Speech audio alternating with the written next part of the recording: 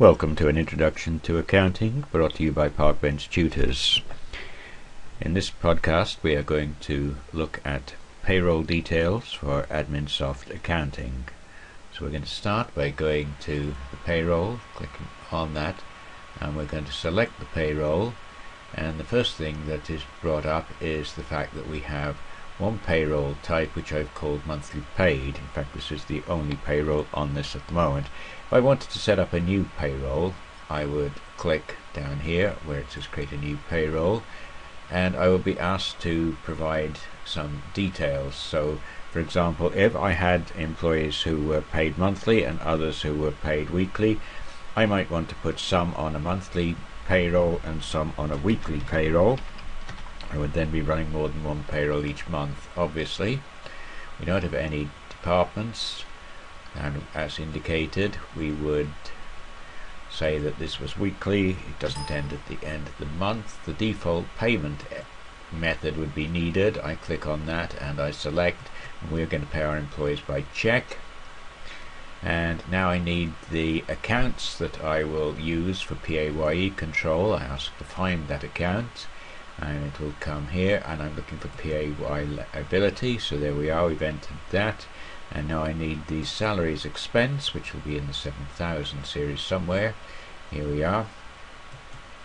And the salary expense for the employer's national insurance contribution, salaries employer NI, there we are, we have that. We're not concerned with directors, unlikely they'd be paid weekly anyway.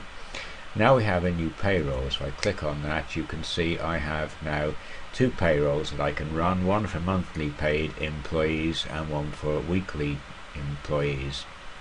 In fact, all we're interested in at the moment is in the payrolls, and no one is on the weekly one, so I can just click on monthly paid. And the first thing I would need to do is to set up the next period. So I would need to go back to this point, and I would see that the last period is the 31st of the 7th, period 4. So my next period will be period 5. So if I now go and click on period 5, is coming up, 2013, period 5 ending in August. So I can say OK. That will be my next one. So now I've got the list of employees, and we will just take one of these employees. We're going to take Horace, and we're going to look at the pay input.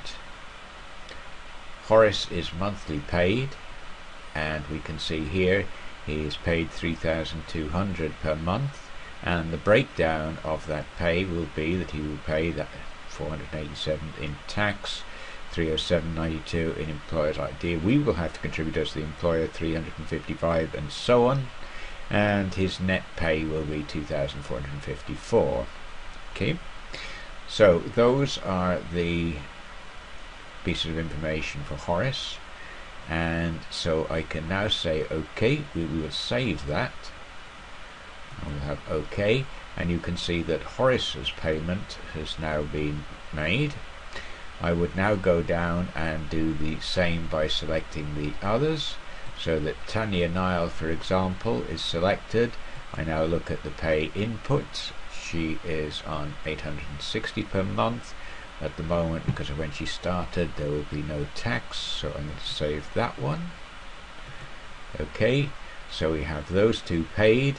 Now we'll have Forestina Gump pay input. Now you'll notice with her that there's a slight difference here in that we have the standard hourly rate, but she hasn't got anything down there at the moment because she hasn't worked any hours. So let's give her some hours, and as soon as we give her some hours, you will see that she gets a gross pay.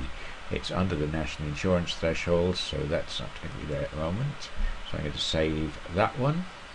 What I can do at this point is just look at what it would say on her pay slip, and I'm just pulling that up for the moment. So that would be her pay slip showing her gross pay. In fact, there'd be no tax or NI deductions, and that would also be her net pay. it shows how much he's been paid to date, and so on. So I will close that again, and we've saved that. Let's say OK. And so the only other thing that's needed is to take Timothy Madden's and to look at the pay input.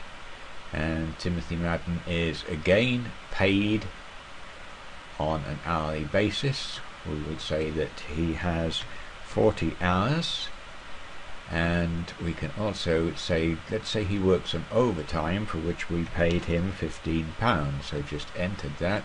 We'll say he worked 8 hours overtime, and we've now added that.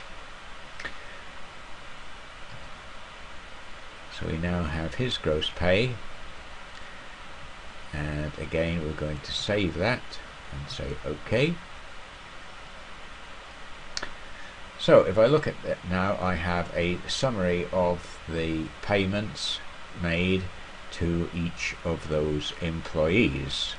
And at this point I could preview all the pay slips, which would mean I would just click on there and open it, and so that we can see it. There we have Forstina Gump, pull it down, Horace Hill, Timothy Madden. Okay, we will close that. Now at this point I could print the pay slips, which would be the normal things, or I could pay all the employees. What I'm going to do is pay all the employees, and it asks me how I want to pay them. I want to pay them by check, and so I'm going to say OK. I will pay them, and it is now processing, and it will make all the payments to the various accounts.